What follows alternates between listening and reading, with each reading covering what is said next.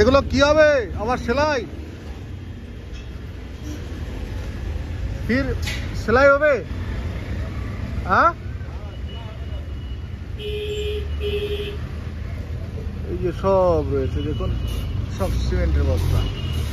এগুলো যে মেশিন হয়েছে ওখানে সেলাই করবে, সেলাই করে ওই যে ভেতরে রাখা রয়েছে, ভেতরে যেগুলো রাখা রয়েছে ওইগুলো যারা জাল সিমেন্ট তৈরি করে তাদের কাছে চলে যাবে।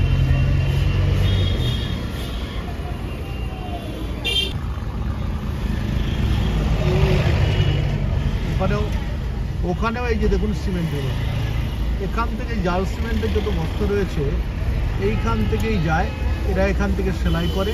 আর দেখুন বাইরে এইসব রাখা রয়েছে, এখান থেকেই সেলাই করে এরা এখান থেকে পাঠায় এবং ভেতরে সেলাই মেশিন রয়েছে। এখন বাছাই চলছে, এগুলোটা সুন্দর করে কাটা হয়, কেটে এরা এরকম করে পাঠিয়ে দেবে। এই যে এখানেও আর একটি রয়েছে, ওই দেখুন আমি দেখাচ্ছি, ভেতরে সেলাইয়ের মেশিনও পর্যন্ত রয়েছে দেখুন।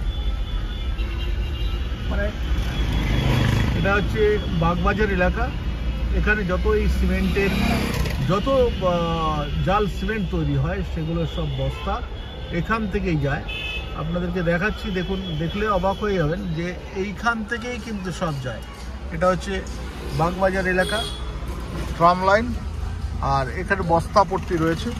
এই বস্তাপট্টিতে কিন্তু এইভাবেই এখান থেকে সিমেন্টের বস্তা রেডি হয়ে যাচ্ছে, জাল সিমেন্টের বস্তা, মানে জাল সিমেন্টের বস্তা রেডি হয়ে যাচ্ছে।